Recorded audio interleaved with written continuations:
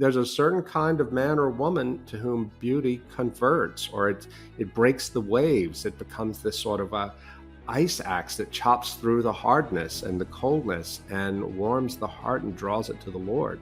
That awakening that desire, that eros. I'm not talking about sexual eros, but just the desire within people for something. And that something was the Lord.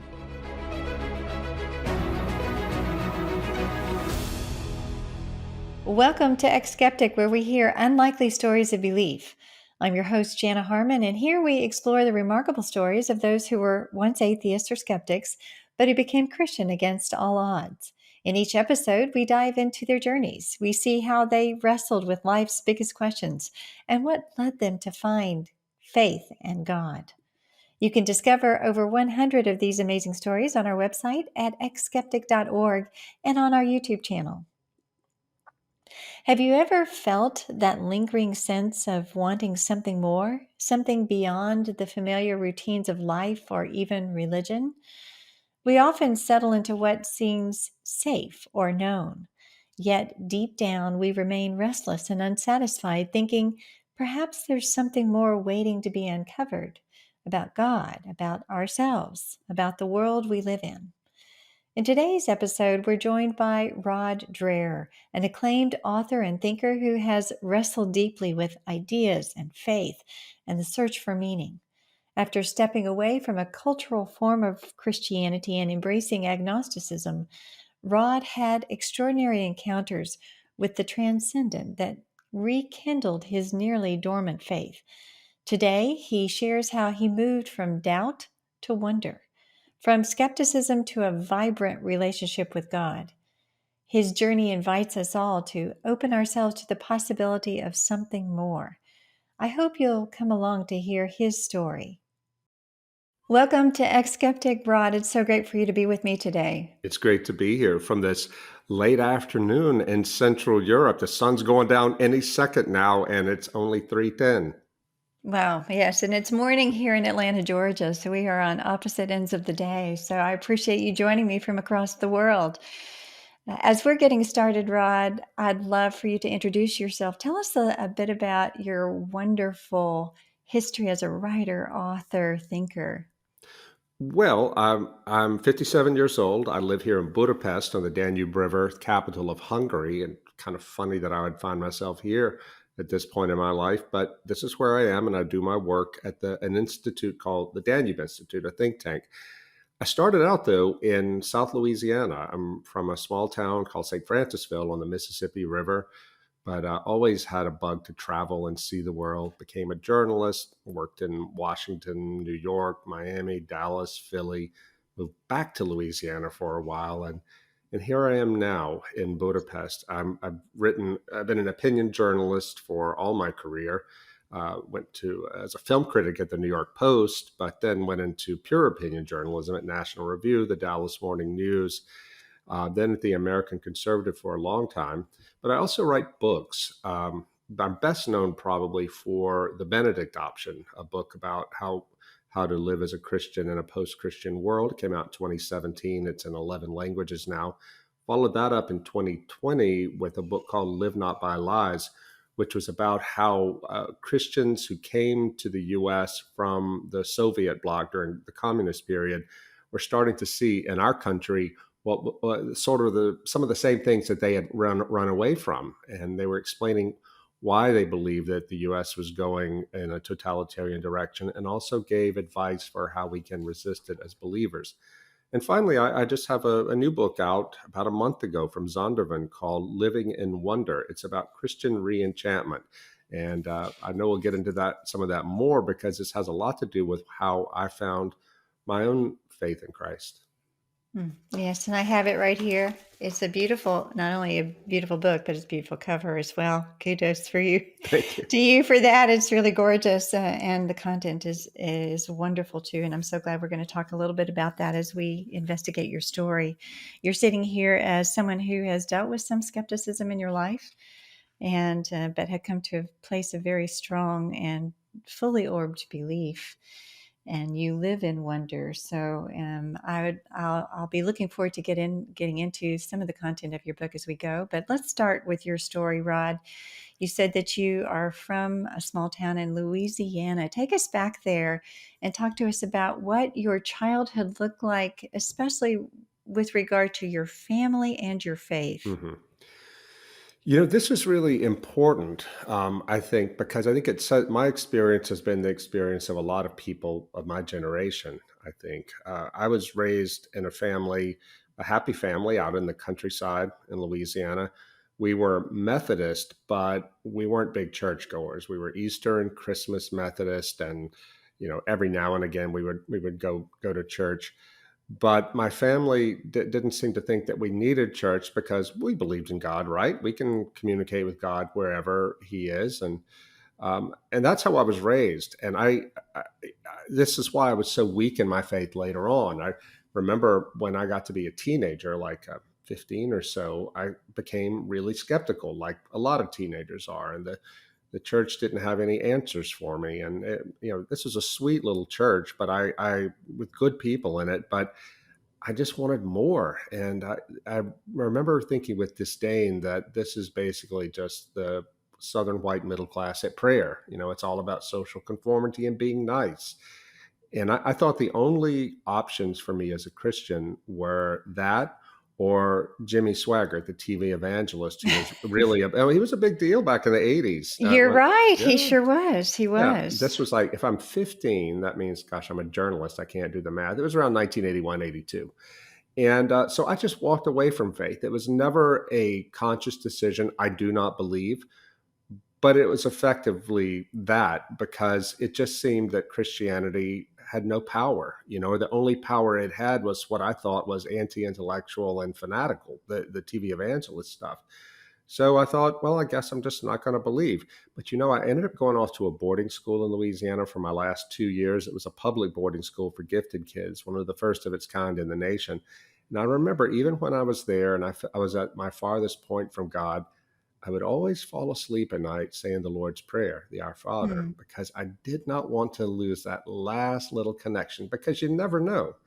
And during that time, I was super interested in questions of meaning, of spirituality, even though I wasn't a Christian. I just wanted to know more because I sensed somehow there must be more to life than consumerism, materialism, but I didn't know how to find it. Yeah, that's pretty amazing. So you grew up in this culturally Christian presumption that God exists, and but it seemed to me that through your experience of the church, what little there was, it didn't provide the substance that you were looking for. It sounds like both intellectually and with regard to those bigger questions of meaning. Hmm. uh, uh, did It sounds like you weren't actively engaged other than on those special Right, right. occasions. Did you have people in your life? Were there Christians in your life other than what you saw on the the televangelists, Hmm. or are those kind of nice social Christians at church?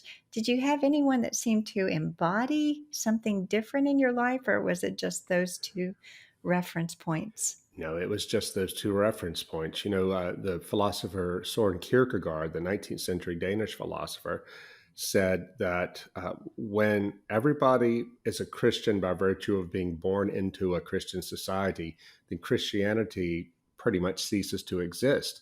Now, what he meant by that was that Christianity is a choice. It is a personal relationship with Jesus Christ. But if you think it's something that you become part of, but just because you were born into a society, it may function as a vaccination against that choice. And that's what happened to me. I feel almost guilty criticizing the good people in my church and in my family, but they just never stopped to consider, at least none I met, to consider what it really meant to be a Christian. It was just all about psychological comfort, being part of the community. And I remember in particular, asking questions was frowned upon. It wasn't so Mm. much that it was anti-intellectual as it was just, that's just not what we do here. We're not here for that. Christianity was just such a social thing, and it wouldn't have occurred to most people there to question their Christianity because it had been handed down to them, and they were going to hand it down to their kids, and everybody was going to be happy, and nothing was going to change. This, by the way, is what has set up our country for such a crisis of faith in the subsequent generations, because it was really impossible in the 70s growing up there to encounter an atheist. This was long before the internet. I remember, you and I are old enough to remember Madeline Murray O'Hare. She was the head of American Atheists. That woman, she was like a witch, look, a witch if she got on TV. It was just unthinkable. The world that my mom and dad grew up in and raised us in just does not exist anymore. It started to go away with cable TV, and with the internet, it is gone. And just social Christianity of the sort in which I was raised is nowhere near enough for people. If we're not raising our kids now, this is me on my soapbox, but if we're not raising our kids now to be affirmatively and counterculturally Christian, then we're going to lose them to the world of materialism and everything that follows. And this is one of the lessons of my childhood, frankly.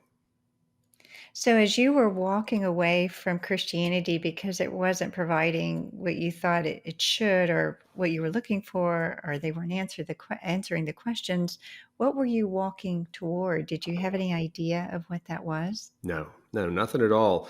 I was just curious. I was really, when I went to this boarding school for the gifted kids, it really opened me up intellectually to the world beyond our small town in every positive way. I was encountering new books, new ideas, and I wasn't afraid. In fact, I was curious. It whetted my curiosity more. But the turning point for me came when I was 17 years old. I was totally in love with Paris and European culture. When I was a really small boy, I had these two elderly aunts who lived in a cabin out there in the country in a pecan orchard. And they were so old. I call them my aunts, but they were actually the aunts of my grandmother. That's how old they were. They had been Red Cross nurses in World War One. When I was a little boy, I would go up there. This is before kindergarten. I would spend the day with them, and they would tell me about their years serving in France and traveling in Europe. And it just put this curiosity for wandering in me, this wanderlust. Well, they were gone by the time I was 17, they had passed, but I was still so curious to go to Paris and see where Hemingway lived in the art museums. My mother won a trip in a church raffle, a guided tour to Europe. She didn't want to go, but she knew I really did. And so she sent me, her 17-year-old son, the only young person on a bus full of elderly American tourists. I didn't care. I was going to Paris. The bus stopped on its way to Paris an hour outside the city to go look at an old church. Now, you can imagine restless 17-year-old American boy doesn't want to go dragging through another old church in Europe, but I did it anyway because who wants to sit on a bus for an hour? This was the cathedral at Chartres in France. And I didn't know this at the time growing up in small town South Louisiana in the late 20th century.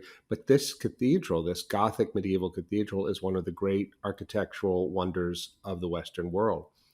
I walked into that place not knowing what to expect, and there I encountered God. Nothing had prepared me for the glory of God made manifest in the stones, the stained glass. I mean, it was just overwhelming. I was standing there overwhelmed by awe. And I remember standing there in the labyrinth. There's a famous labyrinth in a mosaic in the floor of the nave of the church. And I looked around and I knew beyond a shadow of a doubt that God was real. And not only that he was real, but that he was personal, that he was calling me. Now, I wish I could tell you I walked out of that church as a Christian, but I didn't. I walked out of there, though, on a search because I couldn't unsee what I had seen. There was something, it wasn't an intellectual sort of thing. It was more what they call numinous or emotional, intuitional. But beyond that, God was there. And somehow he communicated to me, first of all, through the stones and the glass, through the material things. He communicated his presence, but also in my heart and in my imagination. I walked out of there into a new world. I couldn't tell you what else happened in Paris on that trip, but that's the thing I remember the most, that my journey towards a real faith in Christ began when I stumbled into that church as an arrogant teenager who thought he knew everything. Mhm. And a profound experience, no doubt. I'm curious, just right before you walked in there, you had characterized yourself as someone who maybe didn't forsake your belief in God completely because you were praying our Father before you went to bed at night, but there was some doubt or skepticism. You had walked away from the cultural Christianity that you knew because it was insufficient, it was lacking, it was shallow, but you had come to a place of new ideas and been exposed to other things. Intellectually speaking, before you walked in, were you just agnostic, skeptic about the presence, the possibility of a God like this existing? Yeah, I think that's fair. You have to remember, I was a teenager, and I had lots of strong ideas, none of them particularly well thought out. But what I don't know now when I look back is, was I a true agnostic, or was I someone who really hoped God existed, but doubted it? And if he did exist, I don't know how I can find him. Because remember, the examples of Christianity I had in front of me to that point in my life just were either unappealing because I just wasn't interested in them. Again, the social conformity, the niceness, or they really made me angry and I rejected them. TV Mm, evangelist. And my right. imagination, based on my experience in life, was so narrow that I just didn't see any other choices. Now, when I went into that cathedral at Chartres, which is a Catholic cathedral, of course, I just, what is this? Who is the God that inspired men whose names we've lost 800 years ago to build this thing, this temple to God's glory? It just cracked me open. It was a different paradigm, and I what I wanted to know was not just was I on a search for God, but I wanted to know, who is this God to whose temple this is built. Now, I'm not saying that Catholics worship a different God than Protestants. I'm not saying that at all. What I'm saying, though, is the vision that Christians 800 years ago in that time and place had of God produced that kind of glorious art to his glory, architecture to his glory. And we, even though we're so much wealthier today, I think we've lost completely the ability to create beauty like that for God. But it reached me in an overwhelmingly powerful way. And I'm always be so grateful to God for walking into that church that day. And frankly, to my mom for buying a church raffle to be nice and give some money to the church fundraising thing, because I don't know where I'd be without it. Yes, I think there's something to be said for these transcendent experiences, right? Especially with regard to, if anybody has had the opportunity to go to Europe and stepped foot in something that takes you to a transcendent place. I think these Gothic cathedrals were designed with that in Mhm. mind, just an utter reference for the person of God, that makes the Lord feel so large and you so small, and him so wondrous and so beautiful and so majestic. You find your place Yes, that's it. in yourself when you walk into a place of such, again, majesty. And it I think that's why when you walk into a place, you automatically sense quiet and reverence and awe, because you're in a place that reflects the one who is Right. greater. You have Uh, crossed a threshold into a new place. And, that's not something I was prepared for. In the United States, we try so hard in contemporary times to make the church user friendly, the church buildings user friendly, and all to make it like every day. In this case, when I walked into that cathedral, I was there with thousands of other tourists, but I was in another place. And it took me in my imagination to a more enchanted place. And I would learn many years later, decades later, working on this book, Living in Wonder, about Christian reenchantment, that is such a key thing, to be able to experience that sense of wonder. When you when a non-believer encounters great art or architecture that's filled with the Spirit of God and created out of to glorify God, or they encounter someone who is holy, and who is living in a different way, in a way that is so attractive. what they're doing is meeting in an incarnated version of beauty and goodness. And that opens their mind up, their closed mind, to truth. And that's exactly what happened to me. I didn't know it was happening, but when I went into the cathedral at Chartres, the overwhelming presence of God in that beauty consecrated to his glory bypassed my closed mind and made me hunger for the truth. That's why I say I went out of there on a search. Beauty was the doorway, was the portal to the truth of the gospel. And, but it took a while. Lord made me Christian, but just not yet, because I still had college to go through. And, and that meant, I mean, I have to be honest here because this was my experience. When I got to college, I was moving closer and closer to God, but I was still super, super depressed that freshman year about a girl. What else? And Of course. any grace I had gotten from that experience in Chartres had started to recede from me because I wasn't interested in keeping it. I'm sorry to say. I tell the story in my book, Living in Wonder. I've kept it to myself for so long because I'm ashamed of it. But now that we are in the cultural moment we're in, I need to tell it.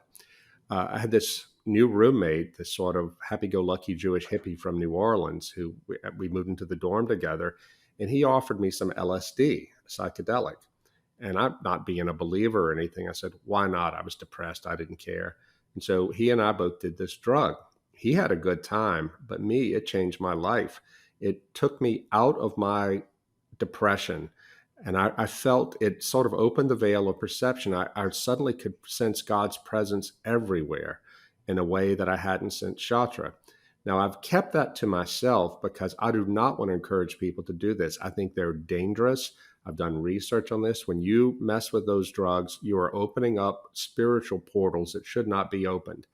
Nevertheless, it would be a lie for me not to admit that this is something that even the Holy Spirit even used that to get to me. Because on Monday morning, we did this on Saturday night. On Monday morning, I went straight to the college bookstore to look for books about God because I felt that I had been blinded. That I had caught a glimpse at Chartres of reality in the beauty of God in that church.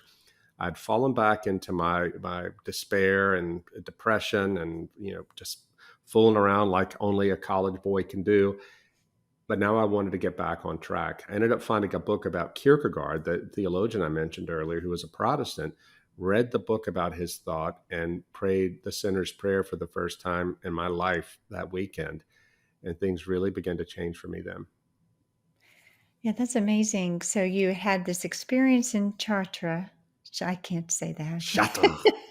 That's okay. Yes, In New yes. Orleans, they called Chartres Street Charters. So go ahead. So it was an induced Yeah, experience in a sense, so that you had this otherworldly sensation again of God's presence everywhere. But like you say, it's a little bit dangerous, but it it's a reminded lot you that, dangerous. yes. But then you said you started reading Kierkegaard. What was it about him and his writings that connected with you to want to actually give your life to God, a God who you knew was real? Right. Well, Kierkegaard has this basic philosophy of human psychology. He says there are these stages on life's way. He said that a lot of people live in the aesthetic stage. They're seeking pleasure, experience, beauty, but not in a serious way. They're seeking it simply for the sake of its own, simply for its own sake, frankly, or for enjoying it. For them, boredom is the root of all evil, and they're constantly running here and there to avoid getting bored. That was where I was at that time in my life. The next higher stage is what Kierkegaard calls the ethical stage. It's where people bind themselves to a moral code and an ethical code and seek to live a moral life by what society tells them is right. That's higher and more serious than the ethical, but it has problems too. And at its worst, this is what Kierkegaard was up against in Copenhagen in the 19th century. It becomes society at prayer, right? It's not about finding God and living in communion with the living God. It's more about following the rules. Better that than the aesthetic guy, but that's ultimately not what we were created for. Kierkegaard said the highest mode is the religious mode, which combines both the aesthetic and the ethical and transcends them. by through a living relationship with God. Now it's very complicated, him getting into that, but what this did for me when I read it for the first time, I saw myself in the aesthetic mode, that's who I was as a college undergraduate, and saw the ethical mode and could see that that's insufficient too. But again, my imagination was such that I didn't think I had a choice. Kierkegaard showed me to live an authentic religious life is to live encompassing both of them and transcending them. And that made me sense possibility. And that's all I needed to keep going. The problem is, though, that I told you I chased girls. And the thing I did not want to give up was my sexual freedom. Not that I made much use of it at the time, but by gosh, I'm a red-blooded American man in the 1980s, and I thought that that's what I had to do, that it was just impossible to give up because all the messages in the culture around me were saying that. But I also was getting serious enough on my journey to Christianity to know that this is a lie. Either Christ is going to be the Lord of my life or I'm living a lie. I tried going as an undergraduate to an Episcopal church there on campus because I knew they weren't going to hassle me about my sex life. And they didn't. They were really nice people. But I also knew that I was lying to myself, that if my faith was going to be real, it was going to have to involve sacrificing everything to God. So I was starting to move closer and closer to the Catholic tradition because it was so satisfying to me intellectually. But I knew that ultimately it's not an intellectual thing. Propositions aren't going to save us. It's the propositions embed us in the experience of Christ. But I could not surrender my will. I wanted to make deals with God, say, I'll believe in you. I'll go to church and all that, but just leave this to me. And then 2 years out of journalism school, I was still there in Baton Rouge working at the local paper. I realized what a mess I was making in my life by not living in a godly way, dating women the way I was. And then my newspaper sent me to interview this elderly Catholic Monsignor, Carlos Sanchez. Sanchez had been born in the 1890s. He was very old in the rest home. And he had been early in his life a well-known art professor and even an artist himself.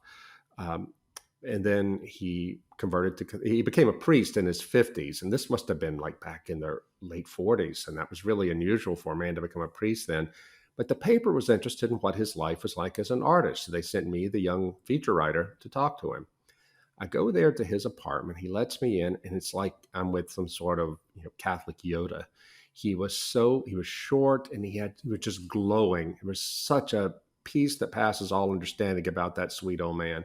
We sat down. I asked him to tell me his life story. Now, I won't drag it out here. I know our time is limited, but he had come to America from Guatemala. His father was a wealthy coffee planter who sent his son to America for an Ivy League education. It was at Dartmouth and then later at Yale that he lost his faith, his Catholic faith. But he didn't tell his parents because he loved them and didn't want to hurt them. He ended up becoming an art professor teaching at Dartmouth. And one day he went back to the cathedral in Guatemala for a family service of some sort. He didn't believe in any of it, but he didn't want to upset his parents. So he knelt to receive communion. And I don't know what your viewership is, your listenership is, but Catholics believe that it's the Christ is truly present in a mysterious way in the Eucharist, the consecrated bread at communion. The priest held the Eucharist out to put on his tongue, and Monsignor Sanchez said suddenly a light burst out of it. And I heard, it enveloped me, this light, and I heard a voice say out loud, "I have always loved you." Instantly, he reconverted, went back to the U.S., would wake up, you know how pious the Spanish piety can be, mortifying. He would get up at 4 a.m. in the winter and take cold showers in New Hampshire. That's how repentant he was. Yeah. Okay. And so he goes on he throws himself into his faith. Then he begins to think he might be having a call into the priesthood, goes back to Guatemala. Same thing happens. This time the voice says, "Why don't you do as I ask?" So he knew he had to do it. Now, the old man, there was more to the story, but the old man was sitting there telling me these events that changed his life over 50, 60 years ago, tears rolling down his cheeks. And I'm sitting there like 23, and I'm like, oh my gosh, I'm in the presence of a witness. This man saw what he said he saw, and I can't fool around anymore. It's Christ or nothing. these were the bookends of my long, twisting, difficult journey to faith. The God, this theophany, this God showing forth of himself through the architecture of Chartres. And then at the end, the other bookend was God showing himself to me in the testimony of these miracle stories of this dear old man who was glowing with the love of Christ. I owe everything to what God did for me through those men, and they gave through that old man and through the men whose names I'll never know who built Chartres, because they burst through my willfulness, not just my inability to believe early on, but my unwillingness to believe, to sacrifice my own passions for the sake of Christ, until I met that old priest and realized what the stakes were. Yeah, I suppose the question that was posed to him, when will you do what I say, Yeah, really came to you it did. You got it. You got it. at that moment. And so it became a very pivotal moment. And I'm curious, Rod, through this, and it may be just a moot point, really, or question, when you experienced God in that cathedral, and then obviously through this beautiful embodied example of Christ in this man, was there ever a question of who God was? I mean, because it seemed to, when you're talking about your story, there's a presumption that it is the Christian God Right. or Christianity or Jesus. Was there any thought to, well, who is this God? Could it be someone else? That's a great question. And it never did occur to me. Maybe if I had been fully intellectually honest, I would have thought about it. But I guess I just, as a product of this culture and this time and this place, I figured if God existed, of course, it's the Christian God, because I couldn't think beyond that. And I'm glad of that, frankly, because you know, you there are people who are professional seekers, it seems. They never seem to want to light on something. They forget that you seek to find. And the truth is, though, even if you are a completely honest seeker, there's not enough time in a human life to search, to dabble a little bit in this religion, a little bit in that religion, waiting for something, some kind of revelation.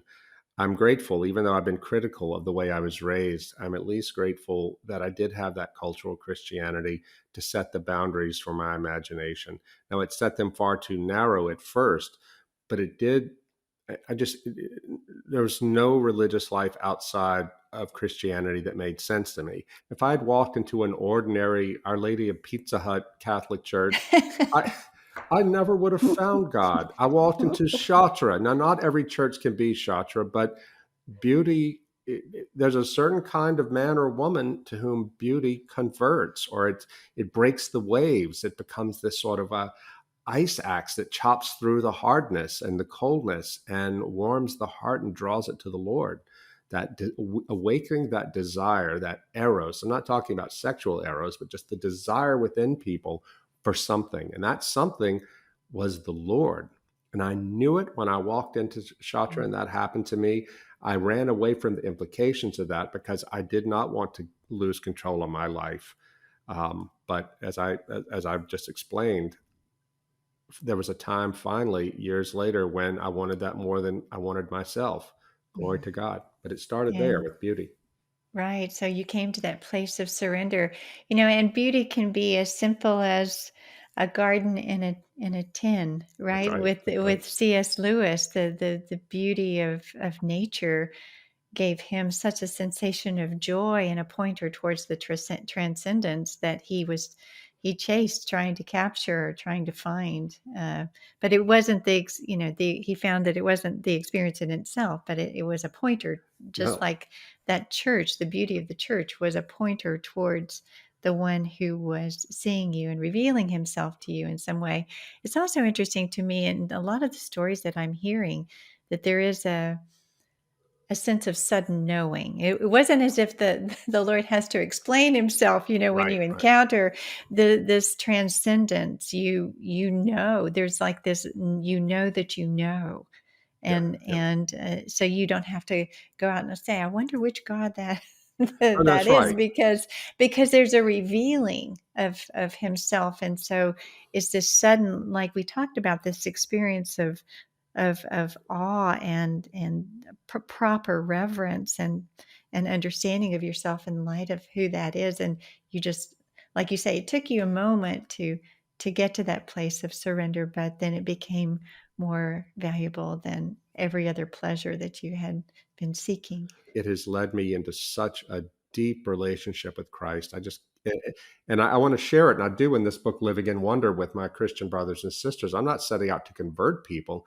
I'm just saying this is what the Lord has done for me. I would not have come to Christianity if people had appealed to me directly. It had to be indirect for me because all my defenses were up.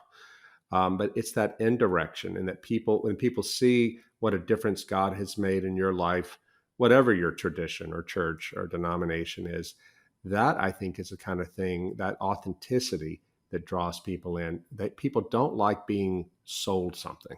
You have witnessed things on the inside as a journalist. You saw the ugly, you saw the underbelly. All churches are imperfect because they're made Absolutely. of imperfect people.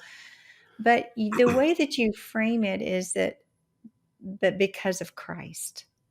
How were you able to, in a sense, separate the person of Christ, who he is, and his imperfect bride? Mhm. How were you able to maintain a faith, not only maintain it, but actually go deeper?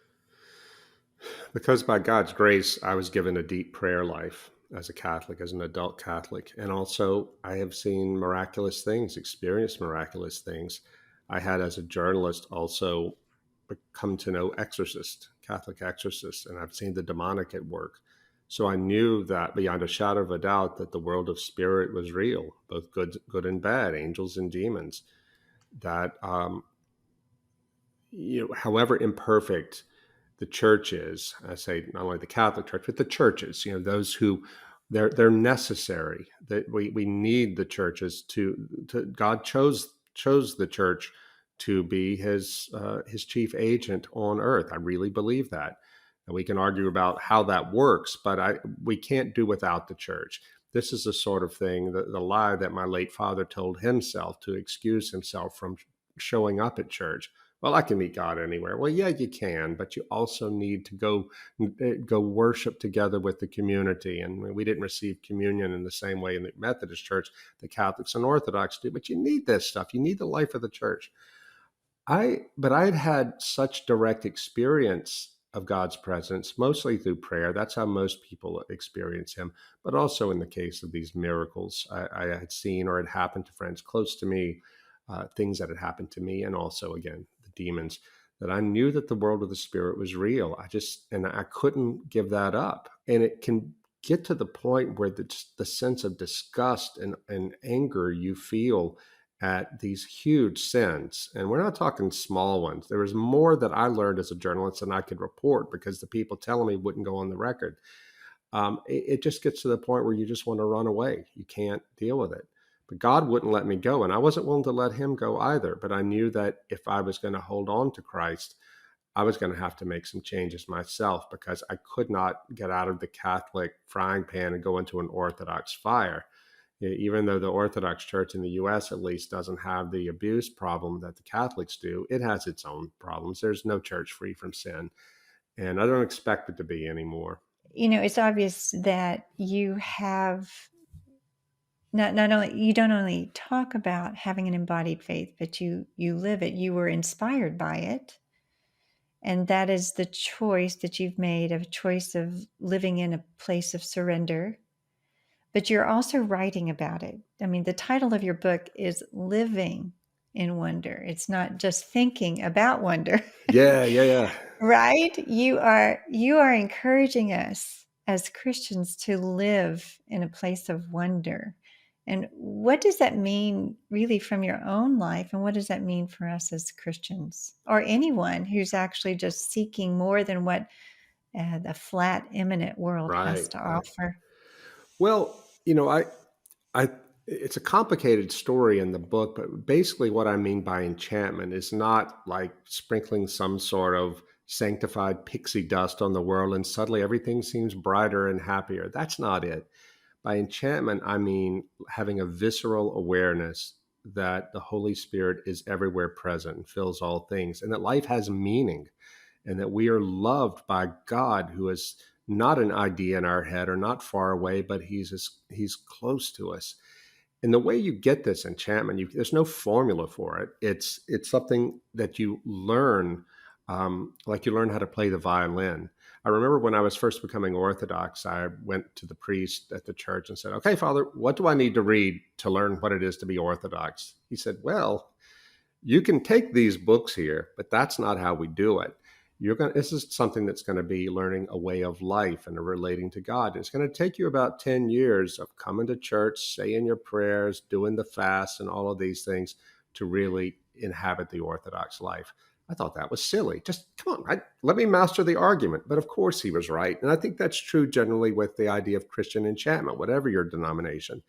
Um, I quote it in my book. I quote this. I steal from a Harvard professor talking about education. I make it for enchantment. Enchantment is not a matter of conveying information from teacher to student. Enchantment is like teaching the students how to be staring at the right corner of the sky when a comet goes by. What I mean by that in my usage is that God will show himself to you every day in every different way, but you've got to be prepared spiritually, mentally, and emotionally to perceive him. Uh, Perception of the enchantment that is already there is the big thing. And I talk in the book about practical ways, psychological ways, ways of anthropology, things like that, about how we distance ourselves from the ability to perceive God and how we can increase that. But in the end, it's not magic. God is going to show up on his own time, and our task is only to be ready, not only to perceive him and how the still small voice or in something we see or feel, it may come to us in another person, but we also have to have cultivated a heart ready to sacrifice all to follow his call. A cautionary tale here. One of the reasons I wrote this book is the younger generation now is getting so misled by the occult and by psychedelic drugs. The two are often so interrelated. That's why I thought it was important that I be honest about my 1980s college boy fooling around with LSD, even though I'm ashamed of it. But I want to tell people, when I tell you don't do this, I mean it. But I speak from experience, but I also had to say to them, it can open you up to sensitive, make you more sensitive to higher realities, however temporary. But once you open those doors, you tear those barriers down, you don't know what's going to come through them. But anyway, the occult is happening, it's exploding among the young. I was approached in 2022 in Oxford, in England, by a young Anglican seminarian, 27 years old. He said, "Sir, I know you're working on this enchantment book. I want you to know something that most people in your generation don't. You think that the big problem we're dealing with is atheism. It's not with my generation. Nobody cares about the new atheist. It's all about the occult, because young people are desperate for a sense of mystery, of transcendence, of woo, you might say. And they don't think they can get it in the church. In many churches, we've downplayed that so much to try to make the faith a matter of good works and intellectual, cogitation and so forth. We've downplayed the supernatural side of our faith. Or they don't want to go to the church looking for it because they know that to experience it in Christianity, it's going to require sacrifice of them. They can't be themselves. They don't belong to themselves anymore. The occult promises instant gratification. As one exorcist at the Vatican told me, the difference between the devil and God is anytime you call the demons, they will come. They'll come to enslave you, but they'll come and make you think that you're really special. God, though, doesn't work that way. He hears our prayers, but he will come in his own time because he wants a relationship of love to us. He doesn't want to sweep us off our feet with the promise of mystical power. Anyway, the young man in Oxford said that I know I'm going to be dealing with this for the rest of my life as a man of God, as a priest. But your generation and the leaders of the church of your generation don't even know what we're dealing with now. So one of the reasons I wrote this book is to warn the church of this, but also to talk about our apologetics approach. What worked in the 80s and 90s, it does not work anymore. whatever our tradition, we need to lean hard into wonder and awe, which usually manifests itself through beauty and through the lives of the saints, of holy men and women of whatever faith, in whom the Spirit of God lives and so strongly and burns so brightly that we think, I want that.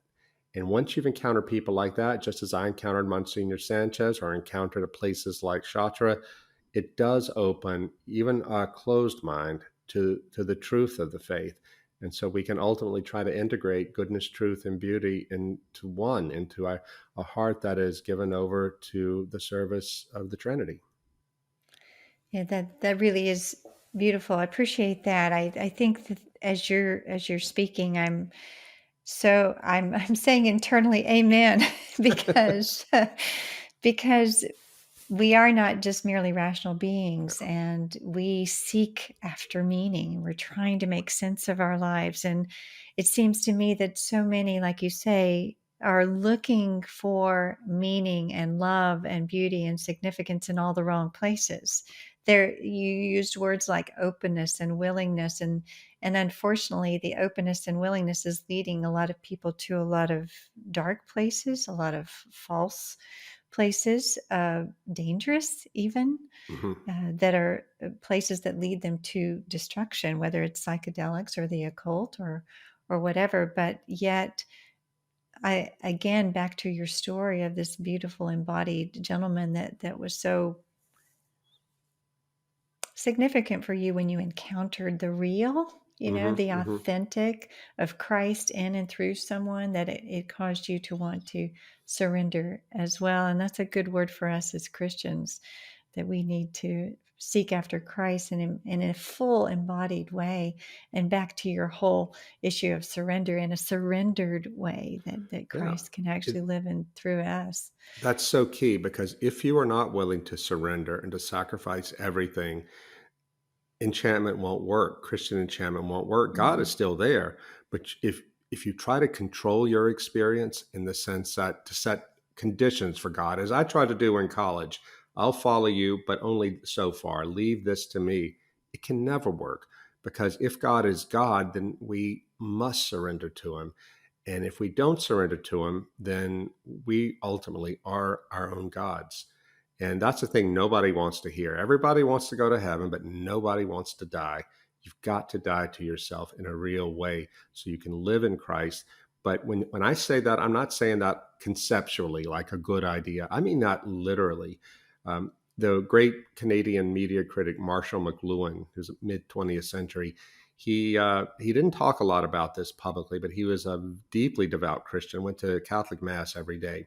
He once said that he had this idea that there are two ways of taking in information as a human being. One is percept, something you perceive directly for direct experience, and the other is as concept. It's like the abstract version of that. We have to have both to live in the world. But he said that people forget that religion at its core is percept, the perception of God. The normal way people do that is through prayer, but there are other ways too. He said, everybody I've known who lost their faith ultimately did it when they stopped praying, because then they ceased to have this perceptive relationship with the Holy Spirit. It all became concept, it all became abstract thought, and it died. What I'm trying to do with this book is remind people of the truth of that, my fellow believers, and also agnostic people or atheists who are curious. I want to let them know there's so much more to this world than we think, both good and bad. There's a mysterious level of reality that we have access to. There's some dark levels of that will try to draw us into and are drawing many people in. But our God is a God of light, and He wants to know us, and He has given us ways to do that. But we are never going to know this undiscovered country unless we're willing to surrender and start walking into it. Like I walked into that church in Chartres one day, and I found something.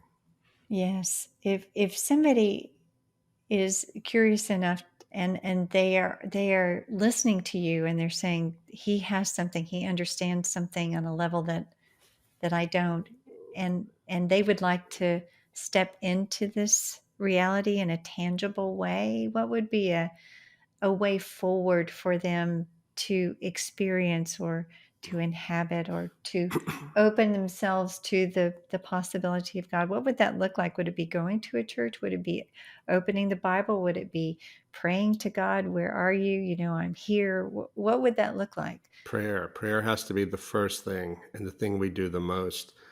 But also pray quietly, pray to listen. You know what? One of the things I found when I was working on this book is how important the ability to sustain and focus attention is on enchantment, on experiencing God. There's psychological reasons for that. I wasn't aware of it till I did research. It's all there in Living in Wonder. But people whose attention is fragmented, and that's all of us today in the age of the internet, especially young people who are on their phones all the time. you know it's like the internet is a disenchantment machine because it breaks your attention into 1,000 million pieces, and it makes God hearing the still small voice so much more difficult. Get out of your head into the world outside your head. That's where it starts.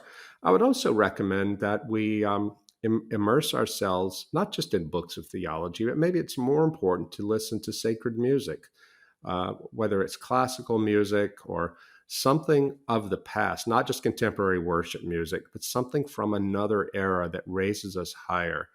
And there's so much you can find on Spotify or on the internet. Also, read religious poetry, anything to embody the experience of God. We all live in a time of radical disenchantment, a world that is re-enchanting very quickly, and we're behind. We're really behind. The enemy is so far ahead of us on enchantment. The good news is the Lord has given us so many treasures deep in our Christian past that we can draw on to get to know him in a visceral, mysterious, enchanted way. Oh. No, I love that. We are spiritual beings living in a spiritual world, right? We're primarily soulish in nature with a body, as C.S. Lewis would say. And I think of your story and I think of how you started, and Christianity was just mundane. It was routine. It was cultural. There was some flatness to it. It wasn't intriguing. It wasn't inviting Right? for you. Existentially, spiritually, it didn't draw you in, but yet No. here you are, you found that. You have found something so otherworldly in all the best Good. ways. And I think that we're all called to that. And I think we can get so routine, even as Christians, into just settling for, oh, we just go to church on Sundays and we do, 2 songs and a prayer and a sermon and then we're gone, or a homily or whatever, Yeah. and Yeah. it becomes just so flat. Yeah. But I love that your story, Rod, is calling us to something richer, something deeper, as C.S. Lewis almost would say, further up and further in. If your eyes aren't open, if your mind isn't open, if your heart isn't open to being surprised by joy, surprised by enchantment, it's not going to happen to you. But you got to surrender that control and just be open. Yes, that's a beautiful way to end, Rod. Thanks so much for encouraging us, inspiring us to think bigger, larger, more transcendent, to be open and willing. The time with you is so invaluable, and I know so many people are going to be longing for more. Thanks so much for coming. Thanks for having me. Thanks for tuning into eX-skeptic to hear Rod Dreher's story. To learn more about his books and explore his resources, be sure to check out the show notes. If you have any questions or feedback about today's episode, we'd love to hear from you. Feel free to reach out via email at info@eX-skeptic.org. If you're joining us for the first time, we're excited you've come. Visit us at eX-skeptic.org to explore even more stories and sign up for our monthly updates. For those who may be skeptics or atheists wanting to connect with a former guest to explore your questions with them, we're here for you. You can reach us at eX-skeptic.org or info@eX-skeptic.org, and we'll help get you connected. This podcast is part of the C.S. Lewis Institute Podcast Network. If you've enjoyed this episode, please rate, review, and share it with your friends and social network. Your support helps us reach more listeners with these powerful stories of transformation. In the meantime, I'll be looking forward to seeing you next time, where we'll hear another unlikely story of belief.